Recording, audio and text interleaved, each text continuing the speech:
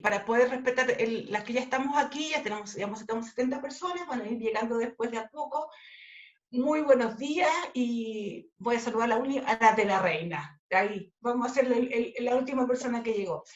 Bueno, ahora ya más formal, buenos días desde a nombre de la Fundación CEPEC, CERCOP, de la Vicaría de Educación, le damos la bienvenida a la charla que ya estamos trabajando hace un rato y que esperamos continuar en el tiempo, y para eso necesitamos muchos de ustedes que nos vayan contando cuáles son sus necesidades, qué temas quieren tratar, para que podamos seguir trabajando. Hoy día tenemos un tema candente, un tema que está muy presente en nosotros, la escuela segura y cómo el retorno a las actividades presenciales, porque nosotros ya no tenemos que volver a nada porque nunca hemos dejado de estar los colegios, y eso es súper importante que lo tengamos, lo podamos decir. Pero hay espacio y hay cosas que tenemos que ir viendo, conversando, para poder ir a hacer las actividades presenciales. Y hoy día contamos con la presencia de Michel Deleuze. Él es especialista en gestión de emergencia, una persona con harta trayectoria, con harta experiencia internacional en estos temas. Ustedes muchas veces lo han visto en la tele, en distintos canales, contando, dando charlas, así que ya saben su capacidad y el conocimiento que tiene, y hoy día, gracias que es un amigo, lo logramos que hoy día esté aquí con nosotros, es un amigo de la vicaría y un amigo de nosotros, entonces ha dado su tiempo para dedicarlo a poder conversar estos temas con nosotros. Así que te agradecemos muchísimo, Michelle, por estar aquí y darte tiempo en tu apretada agenda en poder compartir con nosotros. Y esto es, como escuchaste, gente desde Arica hasta Puerto Montt, quizás hay más, a veces llegan también de otros lados, de diversidad de colegios, colegios particulares pagados, colegios gratuitos, vulnerables, de escuelas rurales, jardines infantiles, escuelas de lenguaje, así que tenemos una diversidad de audiencia que quiere escucharte y poder compartir contigo. Así que te doy la palabra, muchas gracias por estar con nosotros. No, muchas gracias a ustedes y muchas gracias a la Fundación, a la Vicaría, ¿cierto?, por tener esta posibilidad de compartir con ustedes. Lo primero, quiero chequear de que se escucha bien, de que la señal está bien, sabemos cómo están el internet, así que voy a pasar al tiro a mostrarles una presentación y ahí entramos al tiro en materia.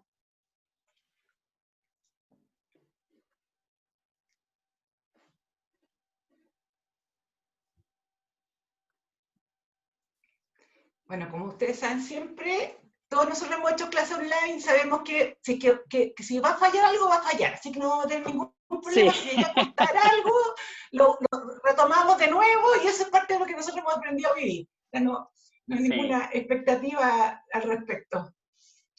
Bueno, dale.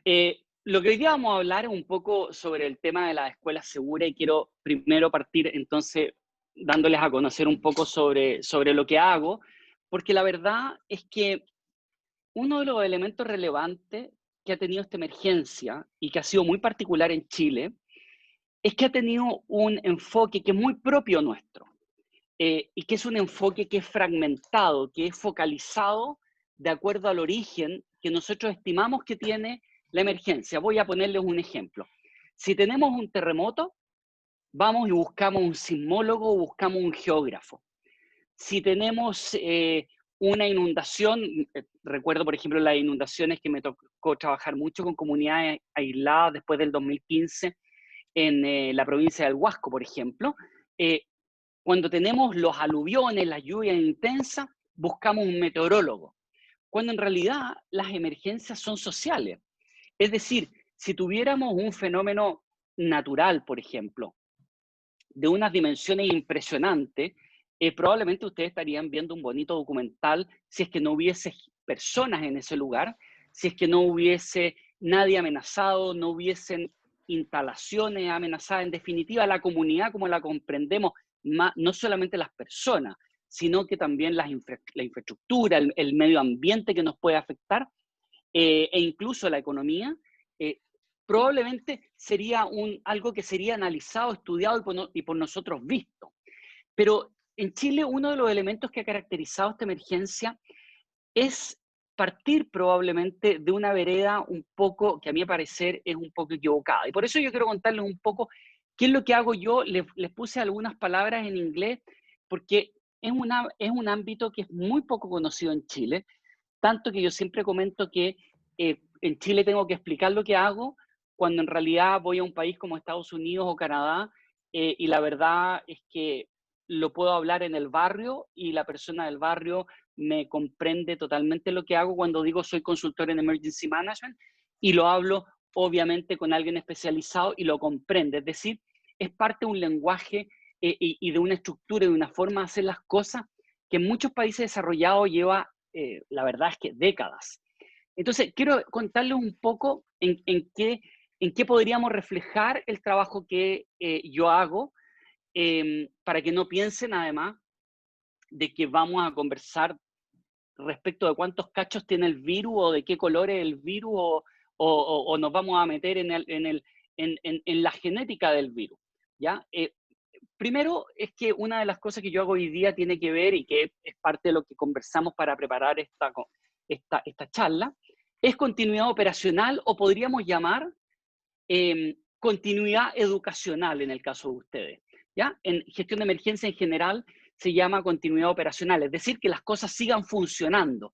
Y cuando se interrumpen, uno lo que busca es asegurar la continuidad operacional, es decir, cómo logramos que las cosas, una vez que se interrumpan, ojalá no se interrumpan, y por lo tanto, frente a una emergencia, a un problema, seamos capaces de levantar las acciones necesarias para que esa continuidad no se interrumpa, ojalá totalmente. Eh, pero además, si se interrumpe, podamos garantizar la recuperación, y eso implica que además esa recuperación tenga continuidad en el tiempo, que yo creo que es parte importante de las preocupaciones de ustedes hoy día y, digamos, en general del mundo educacional, por una serie de temas que ya vamos a conversar, pero también obviamente de cualquier organización y también las empresas. Retorno, de hecho, desde el punto de vista de ustedes, su fuente de sustento está en el establecimiento educacional. Por lo tanto, no es la misma mirada que tienen ustedes del establecimiento y su continuidad operacional de la que tiene una familia respecto de la continuidad operacional del establecimiento.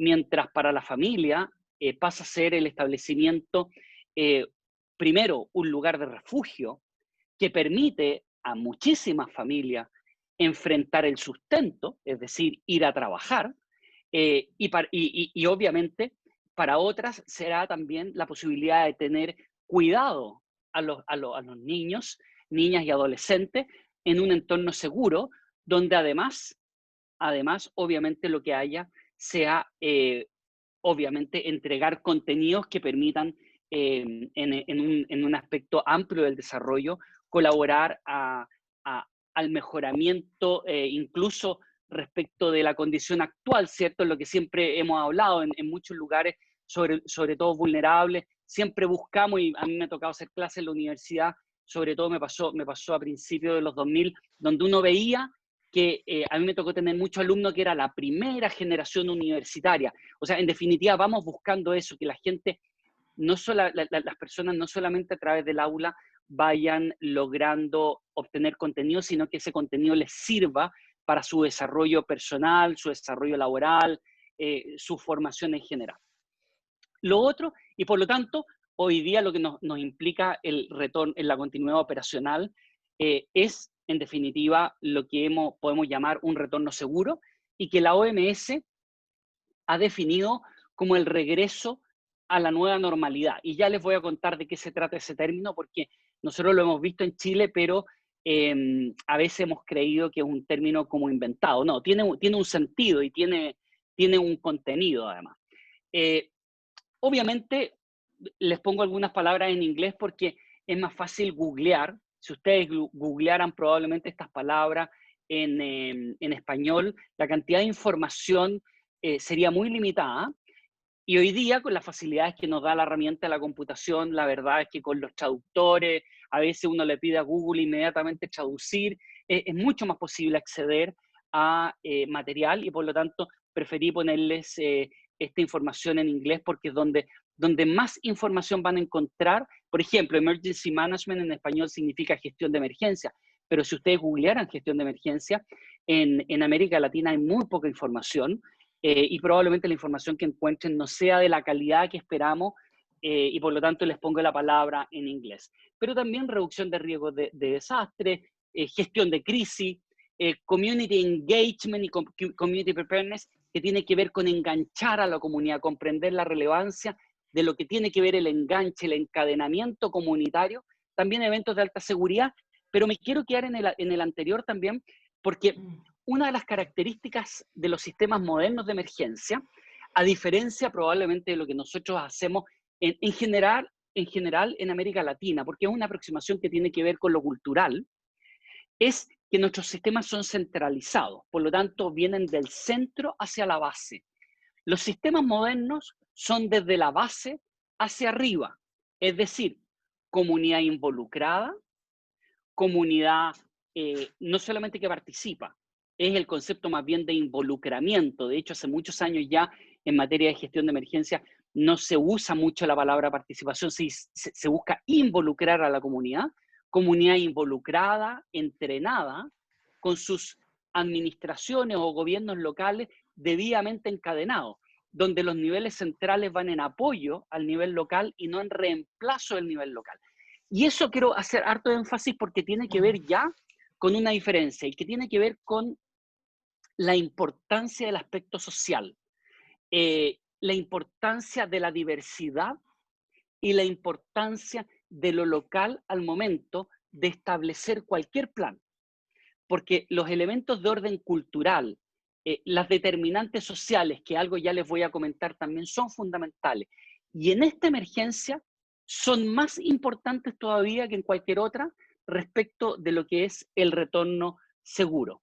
Y por lo tanto, quiero hablarles un poco de los aspectos generales de la emergencia para comprender el fenómeno, porque la avalancha de información que hemos tenido nos ha generado dos cosas: confusión, desconfianza, incertidumbre. Y la verdad es que yo en esta parte de la presentación hago un cable a tierra para,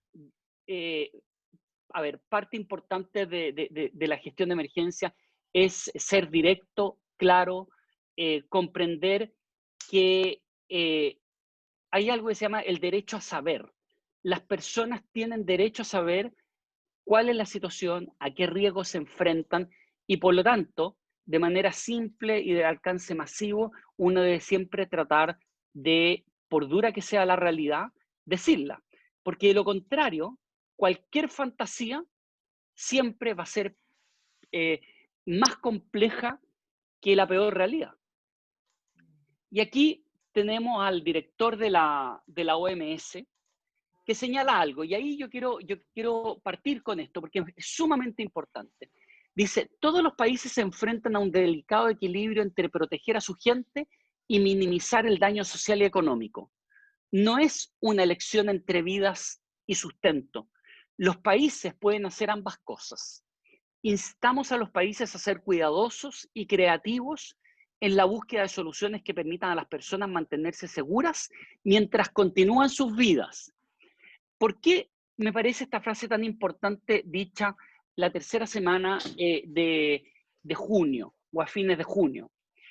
Es porque también la forma en que hemos abordado esta emergencia pareciera estar instalando en nuestra comunidad dos extremos.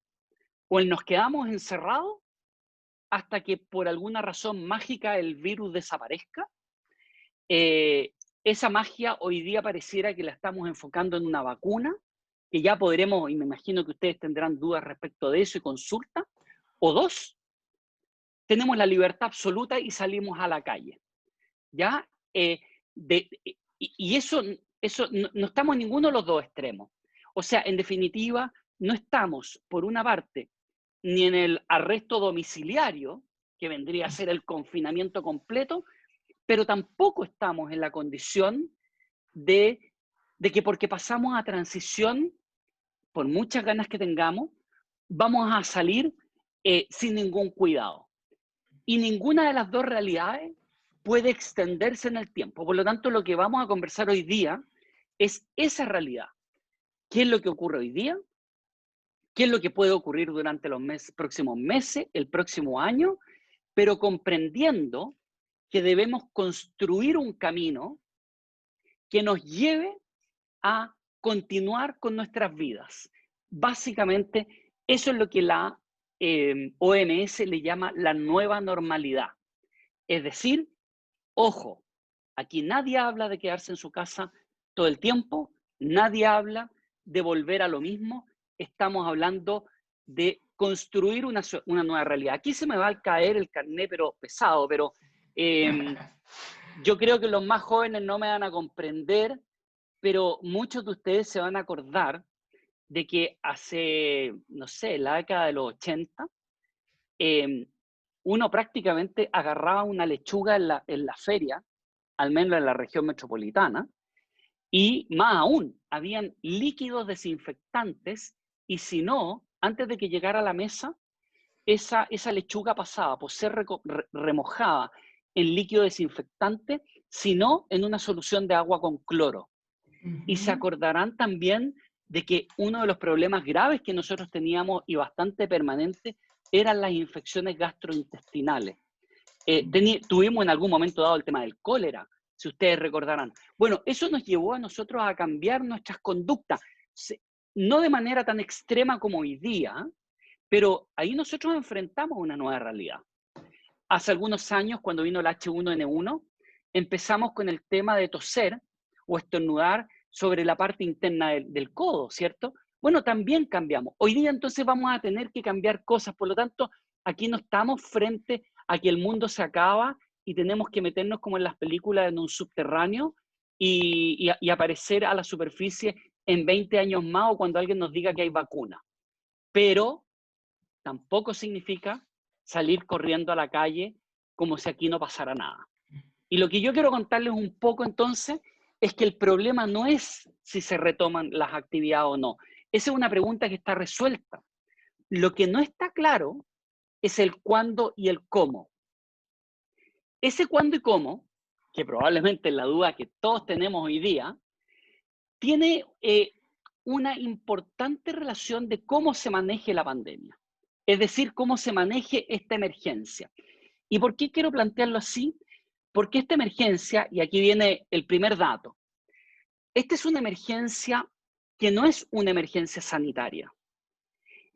El haberla medicalizado excesivamente ha llevado a que miremos esto de manera, es como mirar el cuerpo por parte. Voy a nuevamente decir, probablemente los más jóvenes es diferente, pero hoy día estamos volviendo al médico familiar. Pero pasamos por una etapa en la cual los seres humanos pasamos a ser presas, pasamos a ser pedazos. Entonces, nos dolía el brazo, íbamos donde alguien que viera el brazo. Íbamos a la pierna, íbamos donde alguien que nos viera la pierna. Pero antiguamente nosotros teníamos el médico de cabecera. Y hoy día esto se llama el médico familiar. Y los consultorios se empiezan a llamar, ¿cierto?, consultorios de salud familiar, porque entonces se comprende que somos un sistema, que somos algo más que una parte, que una pieza dentro de una máquina. Somos una máquina completa que tiene que funcionar bien. Por lo tanto, cuando hablamos de que hemos medicalizado excesivamente, es que hemos puesto en el centro al virus. Y miramos el virus, miramos la enfermedad, de hecho reconocemos que no tiene cura, pero nos olvidamos que finalmente, si ustedes se fijan y hagan un listado de todas las medidas que hay que tomar para cuidarse y para tener un entorno seguro, todas son medidas que requieren conductas y por lo tanto son medidas donde lo social prima. Esto es como cuando yo voy al médico y el médico me receta algo. Es cierto que hay un diagnóstico médico, pero hay un tema de conducta, hay un tema social, que incluye obviamente lo económico, que va a ser fundamental para que yo siga la indicación del médico. Si el médico me da un remedio que me cuesta 100.000 pesos y la verdad es que yo no tengo cómo comprarme ese remedio, eso quedó en el papel, y el papel aguanta todo. Por lo tanto, esta es una emergencia que es eminentemente social, que tiene una dimensión que es logística y que por lo tanto les pasa a ustedes en los establecimientos. ¿Qué tenemos que hacer? ¿Tenemos que cambiar las salas de clase? ¿Tenemos que tener, no sé, ponerle acrílico a las salas de clase? Y les voy a poner algo más simple. Desafío. ¿Qué vamos a hacer entonces si retomamos las clases presenciales con el tema de las mascarillas? ¿Sirve cualquier mascarilla? ¿Qué va a pasar con el niño que esa mañana llega sin mascarilla? ¿Le podemos poner mascarilla a todos los niños? Un niño de 3 años, 4 años, ¿debe usar mascarilla? ¿Es viable que use mascarilla? O sea, tenemos desafíos muy pequeños, pero ojo, que tiene que ver con lo social. Pero como yo les decía, los sistemas modernos son desde la base, porque ahí es donde se maneja. Y eso quiere decir que cuando yo saco al virus del centro y pongo a las personas, ustedes se van a empezar a dar cuenta que ustedes tienen mucho más capacidades y competencias para manejar su emergencia de la que creen. Porque como hemos puesto al virus, creemos que finalmente todo lo que se hace tiene que ser dictado por un médico o por un epidemiólogo. Eso lo hace impracticable, porque no podemos tener médicos y epidemiólogos en todos los establecimientos, en todas las empresas, en todas las organizaciones. Por lo tanto, lo primero es decirles eso. Y quiero cerrar esta diapositiva señalándoles que a mí me tocó asesorar en la mina San José, los 33 mineros, el campamento Esperanza, que fue 100% manejado por los equipos locales, con los equipos sociales de 4 municipios. El gobierno central se centraba, se enfocaba en las labores que iban en la operación de rescate.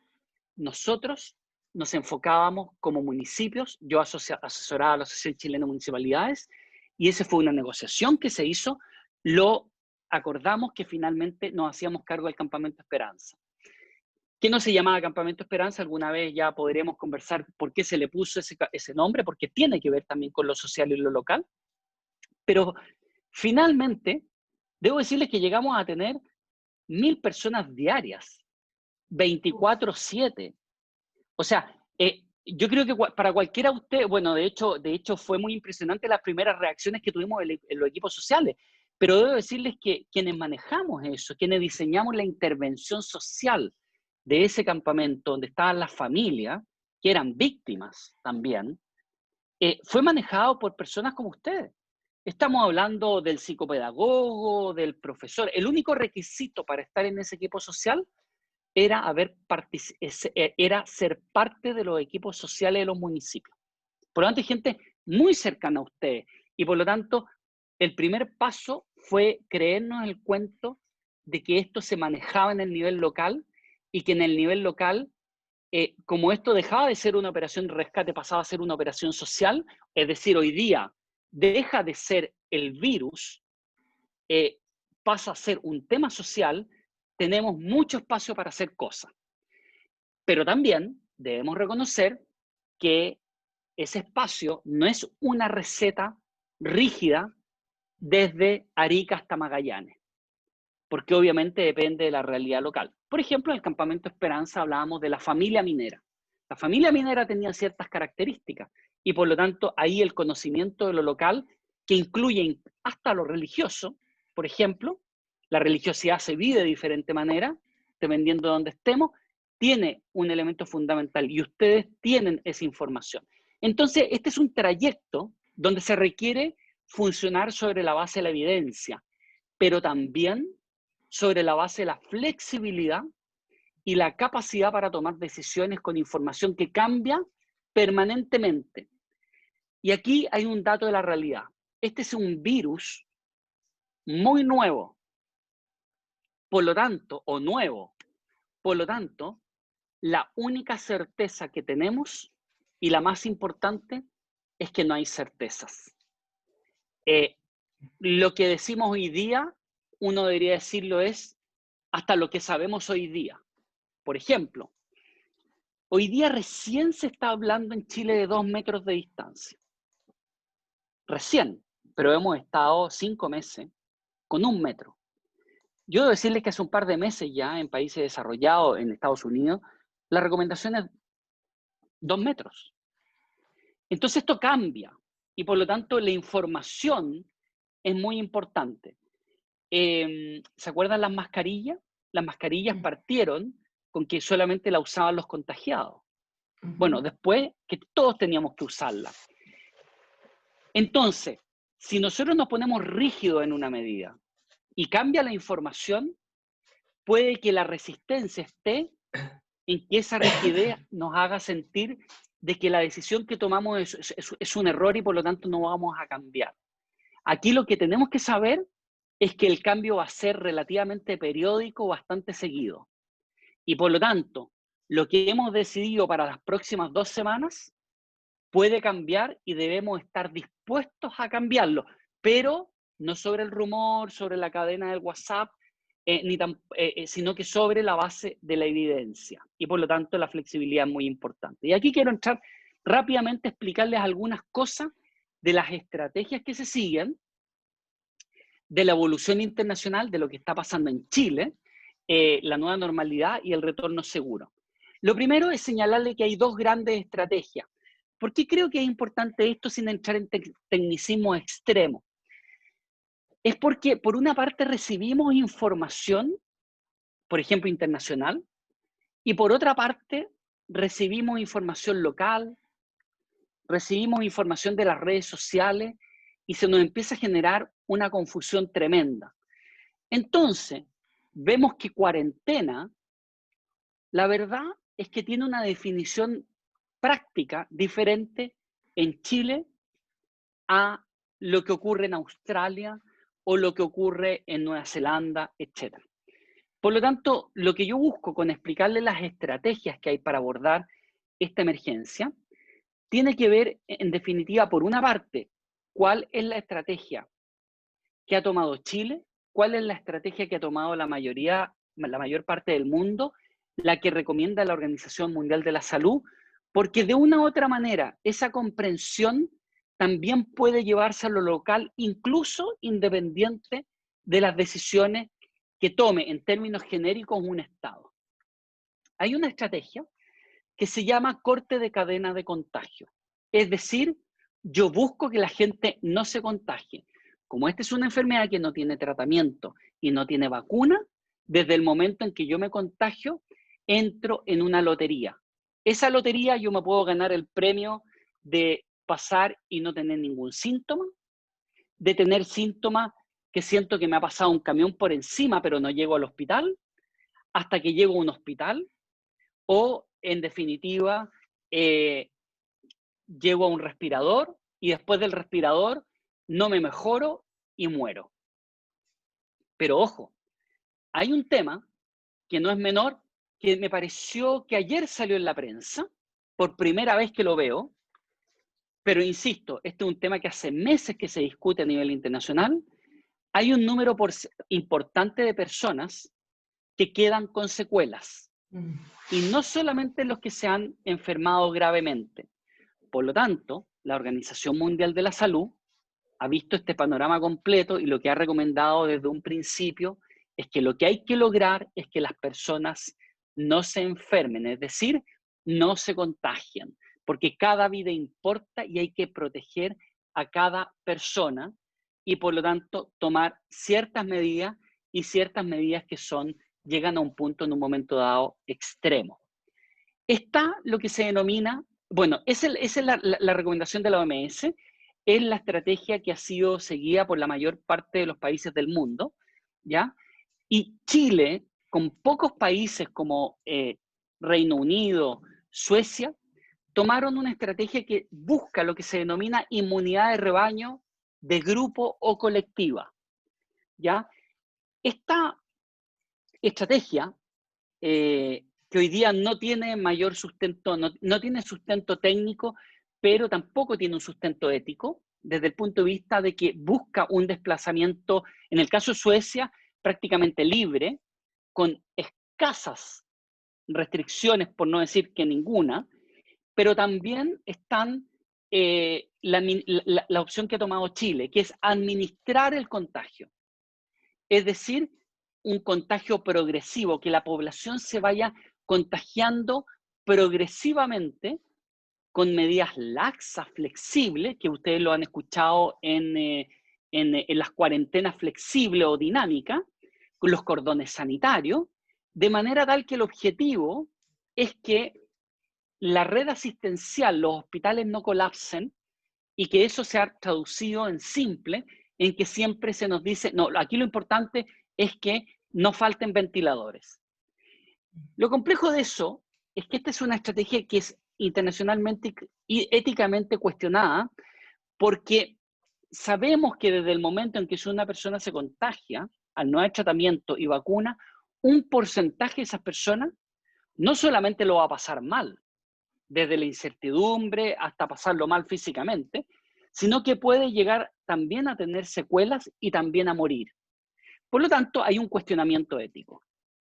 Pero desde el punto de vista técnico, esto se basa en que hay un supuesto que una persona al enfermarse lograría generar anticuerpos, que esos anticuerpos permitirían que uno no se reinfecte y que esa reinfección, perdón, esa inmunidad duraría por un tiempo prolongado. Hasta el momento, lo que se ha ido avanzando es que hay cada vez más dudas respecto del nivel de que si los anticuerpos que se logran, primero, se logren en todas las personas. Aparentemente, no todo el que se enferma desarrolla anticuerpos, no todos los anticuerpos evitarían una reinfección y esos anticuerpos se reducirían significativamente en el corto plazo. Por lo tanto, esta es ya una estrategia que ya lleva bastante tiempo cuestionada desde el punto de vista técnico. ¿Y por qué lo señalo? Porque si ustedes me preguntan desde el punto de vista técnico y ético, lo que nosotros deberíamos buscar en nuestro nivel local, independiente incluso de la decisión a nivel nacional, es que nadie se enferme y que por lo tanto nadie se contagie, es decir, cortar la cadena de contagio. Pero eso implica definir un camino que va del 1 al 10, entendiendo el 1 como la circulación en una nueva normalidad, hasta el 10, que es el punto extremo, que es el aislamiento, la interrupción de las actividades, la cuarentena, que en realidad debería ser confinamiento, porque no son 40 días, el confinamiento. Pero comprender que entre el 1 y el 10 hay un recorrido. O sea, el problema es que como en Chile se descontroló rápidamente, que es propio de la estrategia que tomó Chile, lo complejo es que pasamos del 1 al 10. Entonces yo quiero romper en esta charla la idea de que aquí es del 1 al 10. Más aún, si llegamos al 10 en un corte de cadena de contagio, no implica cerrar todo. O sea, si el día de mañana Chile decidiera cambiar la estrategia, esto no implica que todo quede cerrado. Nueva Zelanda es una de las estrategias más estrictas y más exitosas que se mencionan hasta el momento en el mundo, porque tiene una cantidad de fallecidos bajísima, pero ellos han tomado las medidas más estrictas, pero eso no ha implicado dejar de salir a caminar a la calle, dejar de cerrar la farmacia, cerrar los supermercados, pero ha habido un trayecto, ha habido un camino, ha habido un libreto que uno sigue. Esto es como el plan de estudio. ¿Ah? Yo no paso en el sexto mes el contenido del sexto mes lo paso en el primero, sino que cada cosa es como un plan de estudio y por lo tanto hay que hacer ese plan. Y por lo tanto señalarles que también desmitificar un poco eso. Luego, perdón, ahí me fui para atrás. Sí. Sí. Entonces, también poner una cuota de realidad respecto de lo cuidadoso que tenemos que ser en nuestro plan, porque la situación hoy día en Chile es que estamos mal, hemos estado mal, nuestros resultados hasta el día de hoy, en una situación que evoluciona, que no ha terminado y que tiene mucho tiempo por delante todavía, estamos como el tercer país que más fallecidos tiene en el mundo por millón de habitantes. si consideráramos la cifra que se da el fin de semana. La cifra que se da ya ahora 2, 3 veces por semana nos ubicaría en el 7º país del mundo con mayor cantidad de habitantes, de fallecidos por millón de habitantes. Y si solamente contáramos el número de fallecidos, estaríamos hablando de que somos alrededor del país número 14 en el mundo con mayor cantidad de personas fallecidas. Esto es sumamente importante porque debemos comprender que no solo somos números. Detrás de esto hay familias. Detrás de esto hay personas que se enfermaron y no fallecieron. Y sobrevivieron, pero están con secuelas. O por último, están con temor y desconfianza. Entonces, si ustedes se fijan, volvemos al tema social. Volvemos al tema de que al niño vamos a volver y vamos a tener niños, niñas y adolescentes que perdieron o conocieron de algún familiar cercano, un ser querido, un ser significativo, que lo pasó muy mal, se enfermó, que se murió. El abuelito, el tata, la abuelita, falleció. Ese es un tema que en el aula vamos a tener que tener mucho cuidado en la planificación que hacemos. Por lo tanto, ¿cómo yo cruzo esto con lo que ocurre en el aula? ¿Se acuerdan que yo les decía en una diapositiva atrás la flexibilidad? Comprender que el contenido para nosotros es un medio, no es un fin. Por lo tanto, vamos a tener que tener flexibilidad en los medios, en el contenido, porque el contenido es un medio. Nuestro fin es que ese niño, niña, adolescente sea cuidada, sea protegida, sea una mejor persona en el tiempo y por lo tanto seamos capaces de identificar qué es lo que ocurre en nuestra comunidad. Y para eso, para mí era muy importante señalarles que, como hemos estado aislados, como hemos tenido un poco acceso a la información, cuando volvamos al aula, vamos a ver el rostro importante del dolor, en términos del testimonio de cuántas personas han fallecido. Miren, esto es como cuando, lo voy a poner, no quiero comparar ambas situaciones, pero lo quiero poner con probablemente sus primeros días de clase, después de las vacaciones de verano. ¿Cuál es la conversación después del primer día de clase, después de haber terminado las vacaciones? ¿Qué hiciste en las vacaciones? Ese es un ámbito positivo. En cualquier vacaciones, en cualquier fin de semana, ¿qué hiciste el lunes? Yo recuerdo cuando iba a clase, ¿qué es lo que uno conversaba con su compañero opuesto el lunes? Era, ¿qué hiciste el fin de semana? Bueno, aquí pongámoslo en términos de realidad. Lo que se va a conversar al regreso es, cuando tengamos el cara a cara, va a ser esto. Y no es lo mismo conversarlo en un teléfono, en un Zoom, que conversarlo cara a cara, porque cara a cara se van a transmitir directamente y se van a sentir las emociones. Por lo tanto, cuando yo les decía antes flexibilidad, es comprender que el contenido hoy día, y que por lo tanto es algo que ustedes manejan, porque la realidad que ustedes van a vivir del cara a cara no es lo mismo en Tirúa que en el centro de Santiago o en Arica. No es lo mismo. Entonces, ustedes van a tener que hacer, y esa hoja de ruta que uno tiene que hacer, tiene que contemplar ese aspecto social, cultural, de la realidad. Por ejemplo, no es lo mismo en Aysén, donde por un tema de aislamiento, la situación ha sido relativamente, yo diría que probablemente una de las situaciones menos trágicas que ha habido en el país, pero no es lo mismo Aysén que el centro de Santiago, el caso de Ñuñoa, el caso en este momento de Atacama, por ejemplo, o lo que fue Calama, y lo que está haciendo la región de Antofagasta.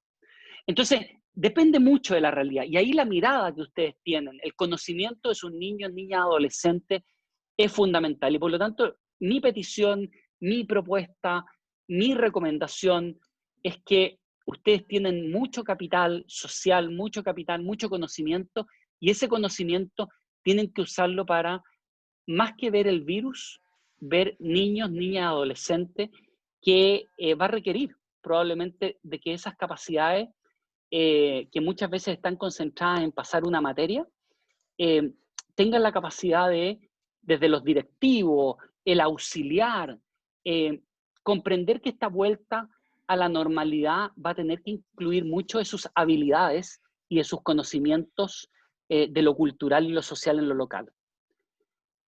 Y aquí, para que ustedes vean cómo la realidad y las cifras nos cambian incluso la realidad. La situación de Chile hoy día es que desde el momento en que se empezó a hablar de leve mejoría, de todo este tiempo que llevamos de pandemia, del 100% de la pandemia, en el 36% de la pandemia, que es desde cuando se dijo leve mejoría, que habíamos empezado a mejorar, ha muerto más del 70%, o sea, cerca del 70% de las personas. O sea, durante la leve mejoría hemos tenido muchísimos más fallecidos, personas fallecidas, y hemos tenido la mitad de las personas contagiadas que tuvimos en el 63% de los días que lleva esta pandemia. Es decir, en materia de resultado, la ley de mejoría ha sido muy dolorosa. Entonces, también vamos a tener que enfrentar en nuestro relacionamiento hoy día, porque voy a poner un ejemplo, probablemente ustedes están recibiendo llamadas de los apoderados, de las familias, ¿cuándo vamos a volver? ¿Qué pasa? Necesito volver a trabajar, me dijeron que ya tenía que volver a trabajar, pero no tengo cómo trabajar con los niños. Bueno, señalarles que hoy día la situación no es simple, porque por una parte hemos dicho leve mejoría, pero eso se contradice con que, claro, el gráfico dice que hemos ido bajando, pero cuando vamos a los seres humanos, ha muerto más personas que durante la primera parte, que es cuando supuestamente estábamos mal. Y hemos tenido la mitad de los contagiados. Por lo tanto, es muy importante esto, porque además, como ustedes ven en el gráfico, hoy día hemos tendido a estabilizarnos, a quedarnos como detenidos, lo que se llama una meseta. Y por lo tanto, finalmente hemos dejado de bajar, y eso implica una situación que puede ser complicada y que no sabemos, no tenemos certeza de lo que vaya a ocurrir en las próximas semanas, porque, les voy a poner un ejemplo, a los 7, 10 días que se desconfinó o se pasó a transición en Ñuñoa, a los 10 días, Ñuñoa empezó a acelerarse rápidamente el contagio. Entonces, hay mucha incertidumbre y las medidas de relajamiento, de pasar esta transición, está generando un incremento. Porque, insisto, estamos mirando esto mucho de lo médico y no de lo social. El tema del molchino, entonces tendemos a culpar a la gente, no que la gente es irresponsable. Pero yo digo, desde el punto de vista del ser humano, estar 4 meses con este nivel de restricciones es lógico desde el punto de vista social y humano pensar que un día te dicen puedes salir y no ir y no querer salir, no querer tener contacto. Somos seres sociales. Por eso que el plan tiene que ser muy importante. Si no ponemos en el plan a las personas, ponemos en el plan a nuestro auxiliar, a nuestros profesores, a nuestros directivos, a nuestra comunidad académica en su conjunto, podemos terminar cometiendo el error porque las personas van a tener una conducta al regresar, que es una conducta que es absolutamente natural, pero además que en el caso del molchino muestra la necesidad del sustento. Porque la mayoría de la gente que iba a comprar ahí, no es lo mismo ir a comprar al Parque Arauco que ir a comprar al molchino. La gente que iba a comprar al molchino probablemente va a comprar para poder vender. Para poder vender, ¿por qué? Porque requiere sustento. Entonces, las determinantes sociales son fundamentales. Y eso es muy importante, es decir, el hacinamiento, el tipo de empleo, las condiciones, por ejemplo, familiares. El primer cuidador en la casa son los padres, pero para muchas familias el segundo cuidador son los abuelos. Hoy día es muy complejo pensar en que los segundos cuidadores vayan a ser los abuelos, pero esa dinámica, ese conocimiento del territorio, y no hablo del territorio como un tema físico, sino que territorio como un tema social, es fundamental, y ahí probablemente esto corresponde a cada localidad. Quiero ponerles un ejemplo. Me tocaba hacer antes de ayer una charla con una comunidad, con la comunidad Escolapia, de establecimientos de Escolapio. y de las escuelas PIA. Y lo que conversábamos era que, claro, en la comuna X podría estar los indicadores súper buenos. No hay casos en la comuna X. Claro, pero la movilidad resulta que a mi escuela viene gente de 3 comunas más allá. Y en 3 comunas más allá el tema está mal. Bueno, esa dinámica hay que conocerla para ver qué medidas se toman. Quiero volver aquí, quiero aquí una cosa muy simple, comprender que aquí hay 4 elementos fundamentales. Uno que tiene que ver con las políticas del establecimiento, la política nacional, del Ministerio de Salud, del Ministerio de Educación, etc. Perfecto. Pero hay políticas y decisiones estratégicas que se toman a nivel directivo.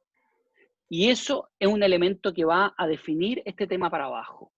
Hay algo que es comunicacional, lo que se hace, lo que se dice, lo que no se hace y lo que no se dice también es fundamental, y ahí probablemente es donde radica si uno genera mayor ansiedad, mayor rabia, mayor tranquilidad, mayor confianza, que es un elemento fundamental.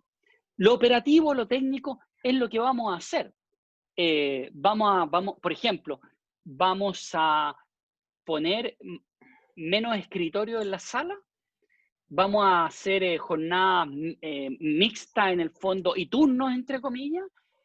Bueno, pero eso depende de una decisión política de la institución, de decir, sí, vamos a volver. Bueno, vamos a volver. Entonces, ¿en qué condiciones vamos a volver? Por lo tanto, hay una línea que tiene que ver con la decisión política de la organización y después aspectos técnicos operativos. No es lo mismo pensar en una decisión que sea volver en un mes más que volver en marzo. Hay más tiempo para hacer modificaciones, en el otro caso no, bueno, todo ese tipo de cosas. Y lo comunitario, yo lo pongo comunitario porque debemos comprender que si bien es cierto nosotros la palabra comunitaria la consideramos habitualmente desde el punto de vista del territorio, es decir, la jurisdiccionalidad, lo jurisdiccional de una comuna, el límite comunal, el límite regional, la junta de vecinos tiene que ver con un límite de las calles, la comunidad en la gestión de emergencia moderna se comprende como todo aquel lugar donde yo construya comunidad.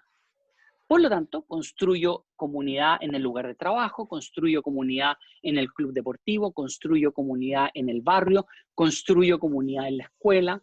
Por lo tanto, hay un enfoque comunitario que requiere conocer cómo se estructura tanto la comunidad en su conjunto como aquellas pequeñas comunidades que van teniendo sus dinámicas dentro de ese territorio que a veces llamamos comuna, pero donde además la movilidad hace que hoy día el territorio sea bien flexible.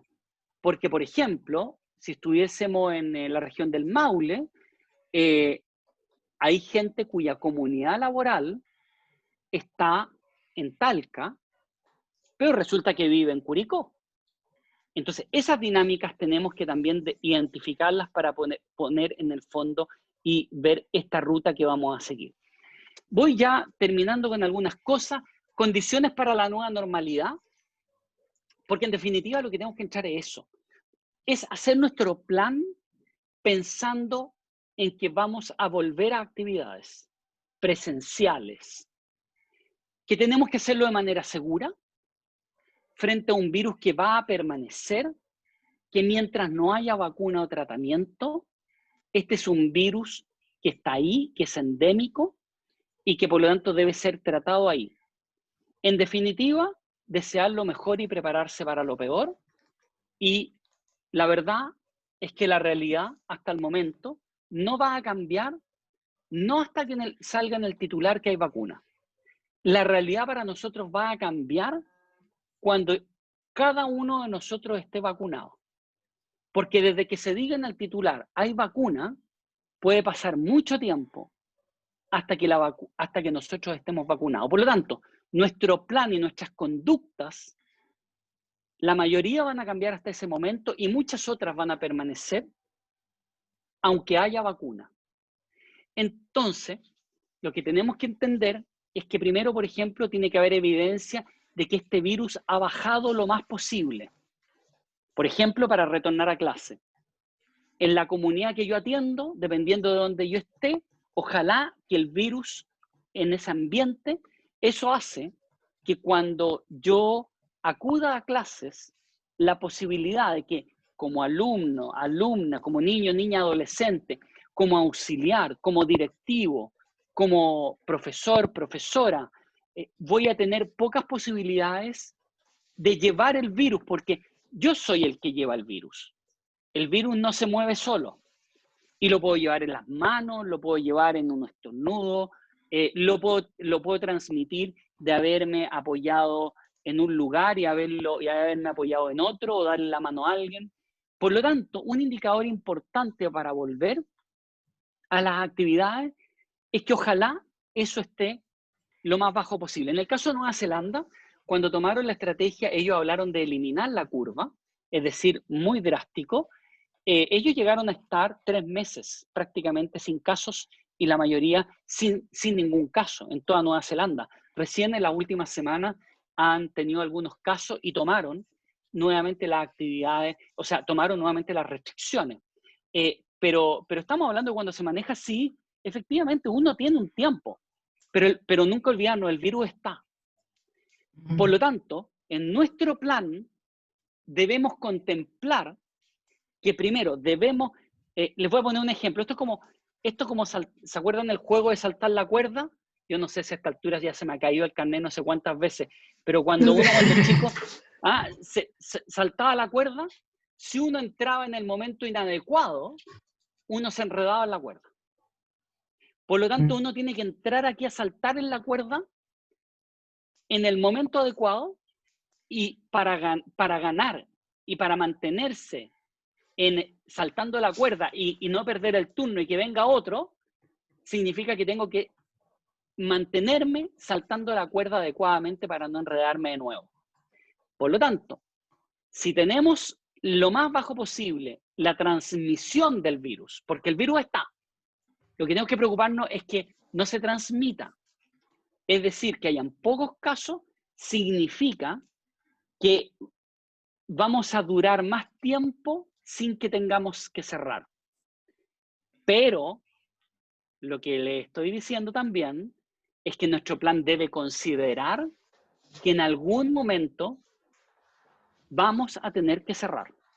Esa es la realidad, porque lo más probable es que van a haber nuevos contagios. Y por lo tanto, lo que tenemos que asegurarnos entonces es tener un plan que nos asegure de la mejor manera posible la continuidad educacional, cosa que ahora nos pilló de sorpresa, y por lo tanto requiere entonces preparación de las instalaciones, preparación de los profesores, preparación del establecimiento en su conjunto, pero también preparación de la comunidad, que ellos sepan, además de que si finalmente vamos a estar 15, les voy a poner un ejemplo, aparece una persona, un niño contagiado, aparece un profesor contagiado, aparecen 2, se cerró la escuela por a lo menos 15 días. Bueno, que se sepa qué es lo que va a pasar durante esos 15 días. Que haya alguna forma que no sea como hoy día que nos pilló de sorpresa, sino que tengamos nuestro plan de continuidad educacional. Es decir, ¿qué vamos a hacer durante esos 15 días? ¿Bajo qué plataforma? ¿Cómo vamos a apoyar a los padres, apoderados, a las familias, para que, por ejemplo, los más pequeñitos quizá tengan algún otro tipo de apoyo, porque sabemos que mientras más grande el contenido pasa a ser más relevante, pero en el caso de los más pequeñitos tiene que ver más bien con el tema de la socialización. Pero eso es parte del plan y esas herramientas ustedes las tienen. Lo que pasa es que hay que planificarlo, no en base a la existencia del virus, sino que en base a que esto no se transmita y cuando se transmita, poder tomar las medidas adecuadas. Entonces, tenemos varias cosas, pero hay una que tiene que ver con que las comunidades tengan voz y participación en la transición. Hay temor, hay desconfianza, hay incertidumbre. veo a la escuela como un lugar de protección, pero tengo esos 3 puntos anteriores. ¿Estarán haciendo lo correcto? ¿O se habrán planificado? Por lo tanto, pensemos que esta es una obra de teatro donde tenemos a nuestros actores, que son los trabajadores, son el auxiliar, el profesor, los padres apoderados, los niños, y ellos son parte de esta obra de teatro. Lo que necesitamos que nuestros actores sepan es cuál es el libreto. ¿Se imaginan ustedes que nosotros habláramos ahora y les dijéramos, mira, ¿sabes qué? La próxima semana vamos a estrenar una obra que se llama Volver al colegio o Volver a clase? Ustedes lo primero preguntarían, bueno, pero ¿y cuál es mi papel? ¿Cómo vamos a hacerla? Porque va a subir la cortina, va a estar el público, vamos a tener que hacer nuestra puesta en escena. Bueno, ¿qué vamos a hacer? Y ahí empezaría la angustia, el temor, la incertidumbre en un contexto además de desconfianza. Por lo tanto, eso se reduce significativamente comprendiendo que hay un proceso que es social. Por lo tanto, no basta con el decretar algo. Implica comprender que aquí hay un proceso social que implica algo tan básico y tan importante como recuperar la confianza. Es decir, y eso requiere la verdad también, requiere la honestidad, requiere decir, yo soy padre apoderado y tengo que tomar la decisión de mandar a mi niño, niña, adolescente a la escuela. Entonces hemos vivido un proceso cara a cara, a través de un Zoom, a través de un WhatsApp, de una llamada por WhatsApp, lo que sea, de un proceso en el cual he recompuesto ese vínculo. Y por lo tanto, el día lunes, yo siento que ustedes han hecho, nadie está obligado a lo imposible, me han dado a conocer, yo estoy de acuerdo, me dieron a conocer y estoy convencido de que aquí le están poniendo todo de su parte para hacer las cosas bien y por lo tanto yo digo ya, hay que ir a clase. No sé si a ustedes les ha pasado, aquellos que han vivido en zonas que han estado con más restricción, pero seguramente después de la tercera o cuarta semana de restricción les levantan la posibilidad de salir y la sensación es rara. Voy a ir a lo mínimo, la sensación es rara. Desde que hay gente, yo tengo una sobrina que está en la universidad y que tiene miedo de salir a la calle y que vamos a tener que hacer un trabajo, ¿cierto?, de que vaya retomando confianza. En este momento el no salir, claro, un tema de cuidado, pero ojo, porque lo que se está instalando ahí no es sano, porque finalmente está teniendo miedo a tener contacto. Bueno, hoy día la escuela se transforma en un espacio que para la historia de nuestro país es crucial, porque las pandemias cambian al mundo, cambian las sociedades, quedan escritas en la historia, y no porque sea una pandemia o una crisis vamos a salir fortalecidos. Esa es una frase cliché que no tiene contenido, es solamente para el titular. Una persona me dijo hace un tiempo, no, pero nosotros vamos a salir de esto. Mi respuesta fue, vamos a salir porque la alternativa es que nos extingamos. Y por lo tanto vamos a salir. La duda es cómo vamos a salir. ¿Vamos a salir mejores? ¿Vamos a salir peores? ¿Vamos a salir con más dolor o vamos a salir con menos dolor? La escuela, hoy día, yo soy un convencido que retoma probablemente uno de sus sentidos más esenciales, desde lo que puede hacer un directivo, lo que puede hacer un auxiliar con la persona que está a la puerta, de saludar, de sonreír, lo que hace el maestro. Porque ya hoy día lo que estamos volviendo a clase, ya no estamos hablando solo de una persona que es un facilitador en el proceso de aprendizaje. Hoy día estamos hablando del maestro, porque tenemos niñas, adolescentes, que primero como salgan, más aún, cuando sean adultos, sus hijos, hijas, les van a preguntar, porque se los van a pasar en las clases de historia. Y tú viviste la pandemia. ¿Cómo fue? Bueno, entonces, donde están ustedes hoy día es un semillero. La pregunta es qué es lo que vamos a tener de ahí. Y yo creo que el aula es muy, muy, muy importante hoy día. Y por lo tanto voy cerrando con esto. ¿Cuáles son los desafíos? Porque la idea es después abrir, poder conocer las preguntas que tienen. Desafíos para el retorno seguro. Probablemente uno siempre espera aquí la respuesta de cuántas mesas pongo, cuántas sillas pongo. Es como poner al virus en el centro, poner la silla, el pizarrón, en mi época era la tiza, en el centro. Pero la verdad, fíjense que aquí lo más importante de este desafío es que no vamos a llegar a sentar a ningún niño. No vamos a lograr que ningún auxiliar, ningún profesor cruce la puerta del establecimiento si no hemos logrado confianza. Ningún profesor, ningún maestro, ningún directivo va a transmitir confianza a su comunidad escolar si no tiene confianza. Porque eso, como dicen, se transmite por los poros. Por lo tanto, aquí uno va trabajando tal como era de abajo hacia arriba, ¿se acuerdan? De adentro hacia afuera. Gestión del temor, gestión de la incertidumbre, flexibilidad y progresividad. ¿Y por qué hablo de esto? Porque aquí no hay recetas mágicas. Como dicen, el tiempo es relativo. Por lo tanto, va a depender de la comunidad si esto es más rápido o más lento. No solamente, insisto, no por el virus solamente, por el nivel de temor que va a requerir más tiempo en materia de trabajo social. Requiere de políticas claras por parte de la organización.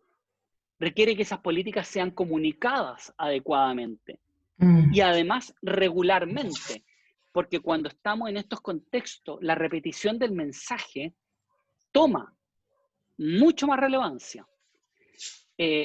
Obviamente hay aspectos técnicos y de operación, porque hay que llevar esto a la práctica. Y ahí está la técnica, ahí está lo que se hace, lo que se operacionaliza. Y todos los públicos de interés, y cuando hablo de los públicos de interés hablo de la comunidad. Nuestro establecimiento está en un barrio. Si nuestro establecimiento tiene 1.500 alumnos, son 1.500 personas más las personas que van a dejar a los niños, niñas y adolescentes. Por lo tanto, perfectamente podríamos llegar a que solamente en el ingreso y en el egreso podemos llegar a una circulación de 3.000 personas. Yo no sé cuál es la percepción que pueda tener el vecino. Va a depender de dónde vivamos. Entonces también hay que considerar que hoy día ese temor, esa confianza, requiere también contemplar a lo que se llama nuestras comunidades de influencia, que hoy día no solamente es de la puerta del establecimiento hacia adentro, también tenemos un entorno que no queremos que tengamos ruido, que tengamos problemas, porque necesitamos hacerlo en paz, necesitamos hacerlo bien, etc. No nos olvidemos que cuando hablamos de confianza, gestión del temor e incertidumbre, lo contrario o el efecto negativo de esto es mayor estrés. Mayor estrés implica mayor posibilidad de error. Error aquí implica mayor posibilidad de contagiarse. Cuando hablamos de estrés, estamos hablando de mayor posibilidad de aumento de las licencias por salud mental. Algo que es inevitable y que va a pasar. Pero si transformamos nuestro establecimiento en un lugar donde lo que prima no es ni el virus, ni el quién suma o resta más rápido, sino que lo que prima es la salud mental, social, lo que es la comunidad en su conjunto, a partir de los valores, los principios, donde vamos a estar en un ambiente que nos dan ganas de ir al otro día, vamos a tener entonces un lugar donde vamos a tener menos estrés. Pero también eso implica que cuando haya algún contagio, porque esa persona contagiada va a estar asintomática y va a llegar, va a contagiar a otras personas, y por muy responsable que sea, eso es algo inevitable, y no generamos un lenguaje que a mí la verdad es que me tiene bien, bien molesto, este lenguaje de siempre asociar que las conductas de las personas son por irresponsabilidad. Cuando alguien va al mall chino a comprar cositas para vender, y yo digo que es irresponsable, no estoy comprendiendo que si quiere cositas para vender es porque tiene que llevar pan a su mesa.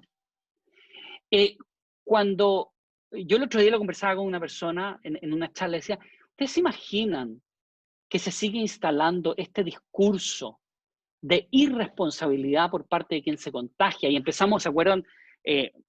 La historia con el tema de los leprosos en la Biblia. ¿Se fijan? Y la historia de la lepra, esta estigmatización que se generan. ¿Ustedes se imaginan lo que puede significar establecer un discurso de esas características en una comunidad donde tenemos niñas y adolescentes, donde una de ellas se contagie a sus compañeros, y eso traiga como consecuencia que se cierre el establecimiento? Ni siquiera estoy pensando en que la consecuencia sea que uno de sus compañeros, de sus profesores, auxiliares, esté grave o incluso fallezca. Y lo digo para cualquier persona que esté dentro de ese establecimiento y se haya instalado este discurso de irresponsabilidad, la carga emocional, psicológica, que va a tener ese niño, esa niña adolescente, ese auxiliar, ese profesor, probablemente por toda su vida. ¿Cómo lo va a pasar tratando de vivir su enfermedad con temor, a incluso morir? Y que más encima le carguemos esa culpa, que me parece que hoy día está siendo un discurso tremendamente irresponsable, poco empático, escasamente social, y que no tiene ningún sentido constructivo. Entonces lo que nosotros tenemos que hacer es manejar construir confianza, gestionar el temor, disminuir la incertidumbre. Eso no implica, insisto, no ser honesto. Esto implica lenguaje simple y de alcance seguro, y por lo tanto requiere involucrarnos también en el hogar, desde y hacia el hogar. Por lo tanto, hay una labor educativa sumamente importante por parte de ustedes en términos de los cambios de conducta. Voy a ponerles un cambio de conducta que es muy simple. Aquí la labor preventiva no es lavarse las manos, es lavarse bien las manos. Y por lo tanto, hay algo que es muy curioso. Yo no he visto campañas agresivas públicas de cómo lavarse las manos. Y tampoco he visto campañas públicas y agresivas de cómo usar la mascarilla, qué mascarilla sirve, qué mascarilla no sirve, etc. Por lo tanto, eso implica que, insisto, hoy día el aula pasa a ser un lugar fundamental en esta pandemia en términos de simplificar y masificar la información y enseñarle a la gente a cómo funcionará dentro del hogar, en el lugar de trabajo, etc. Y aquí viene, entonces abro las preguntas, voy a sacar mi presentación de la imagen, de que podamos conversar un poco sobre las dudas que tienen y centrarnos quizá en el cuándo y en el cómo de este desafío que tenemos, que además es un desafío que tiene bastante tiempo por delante aún. Oye, Michelle, primero que nada, muchísimas gracias. La atención que hemos tenido, tuvimos en algún momento más de 100 personas conectadas. Generalmente le hacemos esta charla 1 hora y ya pasamos el rato y hay 97 personas todavía muy atentas. Y yo no te quise interrumpir en ningún momento, porque realmente la importancia del tema, la forma tan dinámica que tú la presentas, y la tensión que se sentía en el ambiente, creo que todos quedamos con mucho interés y concentración en lo que tú nos decías. Un poco también, yo creo, voy a hacer una reflexión de lo que yo siento que lo que me tocó, como lo que me provocaste en mí, esto de que pensar que no es desde afuera, que algo que viene desde, que alguien nos va a venir con la varita mágica. Yo pensé, nosotros habíamos conversado, pero yo pensé que íbamos a terminar hablando de cuánto alcohol gel había que comprar, cuántas mascarillas, el túnel, si era el túnel o no el túnel. si teníamos que poner los pisos para limpiar las zapatas al entrar al colegio, y no es eso. Y eso me parece fundamental, como nos has planteado, el tema de lo comunitario, que está en nosotros, el tema del co-cuidado, que es tan importante, y esto del paso del 1 y el 10, y que, no es, y que hay mucho entre medio que tenemos que hacer. Me encantó todas tus formas de ejemplificar, aunque por ahí te dieron la oreja, porque dicen que cuando pusiste lo de cómo se lavaban las verduras, y que todavía hay que hacerlo así, por ahí en un comentario hubo de eso. El ejemplo del libreto lo encuentro que es fundamental. Yo quiero rescatar eso como para que lo pongamos en nosotros. El rol que tenemos como escuela, como jardín infantil, como actor social en nuestra comunidad. Es muy importante tenerlo presente. El espacio que tenemos para trabajar es fundamental. La comunidad involucrada, la comunidad entrenada. Ahí también contarle a la que estamos, a la audiencia, que con Michelle estamos diseñando ya un curso para trabajar con las comunidades educativas. Estamos en eso, estamos trabajando. Prontamente se lo vamos a poder comunicar, porque aquí Michelle nos dejó súper claro el tema del involucramiento y tenemos que entrenarnos. Yo voy a terminar solo contando una anécdota. En el 2007 estábamos con Michelle en una reunión y una réplica tremenda. Y todos los que estábamos ahí nos corrimos a ponernos al lado de Michelle. Porque decíamos, si estábamos al lado de él, imagínense qué suerte tener un temblor fuerte en un edificio antiguo y estar con el experto en emergencia. Así que todos corrimos y yo decía, Michelle, no me dejes. Pero una de las cosas que entendí de esa vez, y lo que entiendo hoy día, es que tenemos que nosotros hacernos cargo, nosotros aprender y que nosotros sabemos y darnos la certeza que tenemos mucho conocimiento. Y que no es solamente que tengamos al experto, que tengamos a muchos Michelle que podamos tener en todos los colegios, sino como nosotros nos preparamos. Así que eso, voy a abrir la palabra, veo muchas felicitaciones. Si nos puedes como disminuir, yo voy a partir para poder leyendo las preguntas, si puedes, por favor, poner, desmenuzar esto del 10, de las 10 pasos, o las 10 puntos, o esto de los rangos. Aquí me están retando porque estoy hablando mucho, así que te dejo. Ya, mira, para que puedas contestar un poco de eso. Sí. La analogía que yo hago con los 10 pasos es señalar que aquí hay que tener una hoja de ruta, que hay que tener este libreto que en definitiva es como que planifiquemos nuestro viaje. Entonces, el 1 a 10, del 1 al 10, no va a ser lo mismo, y por eso que aquí las soluciones mágicas no entran, no va a ser el mismo 1 a 10 en la comuna de Santiago que en Pitrufquén. Entonces, el centralismo nos hace muy mal, porque nos anula y hace que se generen estas soluciones que no se basan en principios, sino que se basan en acciones que no necesariamente son aplicables en el nivel local. Por lo tanto, cuando yo hablo del 1 al 10, significa que el primer punto es el punto de partida donde estamos hoy día, que tiene que ver, por ejemplo, ok, estamos confinados, pero bueno, el punto 10 es llegar en definitiva a lograr que tengamos clases, tengamos un funcionamiento bajo nueva normalidad. Te voy a poner un ejemplo, bastaría con que tuviésemos alcohol gel adentro de la sala para que ya esa normalidad no fuera la misma normalidad que teníamos antes, ¿ya? Entonces, que esa nueva normalidad llegue, pero que nos saquemos de la cabeza de que aquí la solución está en que nos pasemos la vida confinados hasta que haya vacuna. Entonces, eso nos obliga a construir este camino. Y este camino debe ser una co-construcción de los directivos, o sea, todos los que trabajan o están vinculados con el establecimiento educacional, pero también lo que tiene que ver con las familias, porque el papel aguanta todo, por lo tanto podemos hacer un tremendo plan que puede estar técnicamente maravilloso, pero a la hora de implementarlo no hemos construido este trayecto y en el punto 4, que implica darlo a conocer a la comunidad, el plan se nos cae, simplemente porque la gente está estresada, no tiene confianza y simplemente te voy a pegar porque con alguien tengo que canalizar mi rabia y mi frustración de no haber sabido de ustedes durante toda esta época. Entonces, esto es como, ¿te has fijado tú como cuando uno va en la carretera y tiene un taco, hay trabajo, y hay un símbolo que señala que hay personas trabajando? Y después sale un letrero, estamos trabajando para usted.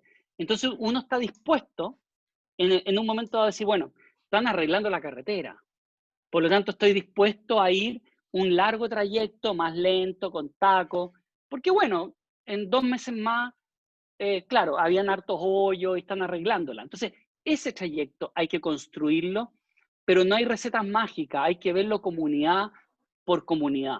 Hay algunas cosas de principio que uno puede establecer, orientaciones de principio, pero si hay una magia, es la magia que se puede construir en el haciendo al interior de la comunidad. Si es que uno pudiese llamarle magia, porque finalmente no va a ser magia. Es el trabajo y es poner el conocimiento y la experiencia que hay en el nivel local y en este caso en una comunidad académica.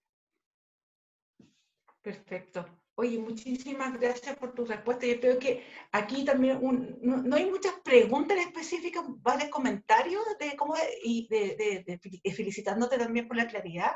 También nos dice el tema de lo importante, de lo práctico, de operativo. Lo que entiendo es esto cuando tú nos hablas del libreto, que el libreto se puede caer, si es que puede estar muy bueno el libreto, pero se puede caer si es que no tenemos la confianza y los actores no quieren actuar, ¿no? ¿Por Claro. ahí va? Exactamente. Y por lo tanto, o sea, más aún, que no quieren actuar, que no saben cuál es el rol que van a jugar, quizás cambiaste, por alguna razón, te diste cuenta que, mira, te voy a dar un dato. Por ejemplo, cosa muy simple. Estamos hablando de distancia física, ¿cierto? De un par de metros. Por lo tanto, eso tiene una bajada técnica, táctica, operativa, que proviene de un elemento estructural básico de este tema del virus, ¿ya? Por lo tanto, analizar el lugar de ingreso por dónde entra y por dónde salen los niños es fundamental. Es decir, porque a ver, sabemos que la gente se achoclona en la entrada. Por ejemplo, el otro día fui a un establecimiento y el establecimiento había puesto una reja, pero tenía que ver antes de la pandemia, para poder contener a los profesores, a los apoderados, para que no fueran más allá. Bueno, hoy día esa reja literalmente se les va a tener que caer, porque se generaba un tumulto en ese lugar. Bueno, ese tumulto hoy día no puede pasar, entonces hay una bajada tan práctica que tiene que ver incluso con decir, casi como ir caminando y decir, a ver, basémonos en este principio. 1 metro, 2 metros de distancia.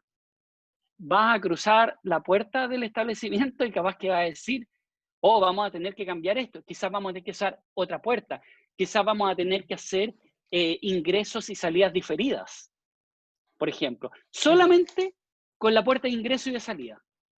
Y ese conocimiento que tenemos nosotros por el que vivimos en esa comunidad. O sea, no hay una receta única. Eso es lo que te estoy escuchando. Claro. Porque también hay un comentario acá del tema de los 2 metros, de la sala, de que cuántos alumnos entran. O sea, los planes los tenemos que trabajar nosotros y del conocimiento que tenemos nosotros de vivir ahí. Eso es como el sentido que te escucho. No, mira, no quiero seguir abusando de tu cariño y conocimiento, así que vamos a ir cerrando. Agradecerte muy fuertemente todo lo que nos da esta visión integral, comunitaria, muy de nuestros colegios, de nuestra forma de católicos, de colegios católicos. Muchas felicitaciones que llegan por todos lados acá. Y decirles que, como les comentaba, estamos diseñando con Michelle cursos para poder ir haciendo, cómo hacemos esta bajada a ustedes, en lo concreto también, pero también con esta mirada integral, que es muy importante. Así que muchísimas gracias, Michelle, y vamos a seguir con nuestro ciclo de charlas, ahora cada 15 días. Les voy a solamente adelantar que la próxima quincena vamos a trabajar el tema del plebiscito y la contingencia del proceso constituyente, para trabajarlo con los alumnos y con las alumnas. Así que, nada, pues muchísimas gracias. Me están pidiendo más información, se lo vamos a mandar por aquí. Así que, Michelle, te vamos a dar, como hacemos nosotros acá, un aplauso en lenguaje de señas, para agradecerte tu tiempo y tu cariño y realmente toda tu expertise. Así que ahí te dejamos. No, muchas gracias. Mira, le agradezco muchísimo. Y reforzar lo que tú estás señalando, vamos a trabajar en algunos contenidos. Quiero ponerle y cerrar con esto, con la experiencia de la Mina San José, porque yo sé que uno de los elementos que ocurre en el nivel local, y fue lo que pasó en la Mina San José, les voy a contar una particularidad que quizás terminar con algo como estas dinámicas simpáticas que pasan.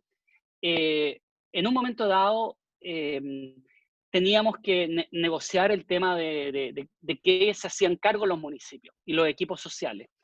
Y bueno, finalmente se logró que los municipios se hicieran cargo, los equipos sociales de los municipios, se hicieran cargo de la administración del campamento de la Mina San José, que después le llamamos Esperanza, y tuvimos una reunión con los equipos sociales, que estaban muy contentos, porque en el fondo era un reconocimiento, habíamos logrado algo. Termina el reconocimiento, lo habíamos logrado, y la primera pregunta me dicen, bueno, ¿y ahora qué hacemos? Entonces yo les respondí, bueno, hagan lo que ustedes sí saben hacer.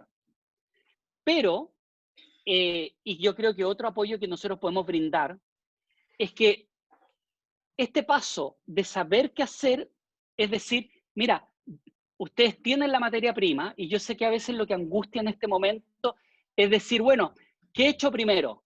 Tengo la harina, tengo los huevos, tengo la leche, pero ¿qué he hecho primero? ¿La leche, la harina, los huevos? Entonces, a mí me pasó, ponte tú, en la Mina San José, en una reunión con una autoridad de gobierno, que es un poco lo que te digo, uno va, y eso es expresarle, nosotros no podemos dar soluciones mágicas, pero sí lo que podemos hacer es orientar metodológicamente y descubrir lo mejor que existe en cada uno de esos establecimientos, no para hacerles el trabajo, pero sí probablemente para orientar el trabajo respecto de cómo tienen que ir a armarlo, porque a veces uno en estas situaciones no sabe por dónde partir, porque no nos olvidemos que en una situación como esta, todos los que estamos aquí jugamos en algún momento los dos roles, el de tratar de manejar la emergencia, pero también ser víctima. Entonces, no se sabe a veces cómo manejar esto del libreto, ¿no? Por lo tanto, yo creo que hay una parte también, como decías tú, el tema del curso, de dar orientaciones, y lo otro es tratar de analizar cómo podemos apoyar o brindar algún tipo de herramienta que le permita a los establecimientos tener un cierto grado de acompañamiento. No es hacerle el trabajo porque el músculo está ahí, pero sí es como el entrenador personal, ¿no? Es decir, mira, quizá ahora lo que tienes que hacer es este paso, es este otro. Mira, analicemos, aprendamos de esto, modifiquemos esto. Yo creo que ahí hay un tema muy importante, porque tiene que ver con ir en apoyo a descubrir lo mejor que exista para que ese grupo, esa comunidad, lleve a cabo este libreto y haga, en definitiva, su puesta en escena de la mejor manera posible, de manera tal que esta obra sea exitosa. Así que le agradezco un gran abrazo a todas y a todos. Así es, Michelle, muy generoso, que siguió conversando y conversando. Así que muchas gracias. No se puede ir desconectando nomás y nos vemos luego. Michelle, si te quedas un ratito, seguimos para cerrar. Chao, chao, que les vaya muy bien. Nos vemos. Fabi, quédate un ratito para que conversemos. Gente de la vicaría, si se quiere quedar un ratito, por favor. Chao, chao, que estén muy bien. Chao. Ahí tenemos que, mira, tú vas hasta ahora, más de 80 personas, Michelle. ¿Cuánto? Tuvimos hasta ahora, o sea, cuando dijimos chao, se empezó a ir la gente, teníamos casi 100. Cuando empezaste a hablar de nuevo, se quedaron 80 sin moverse. Qué bueno. Te manda mucho agradecimiento a todo el mundo. Aquí te quiero presentar a Fabiola Fabi,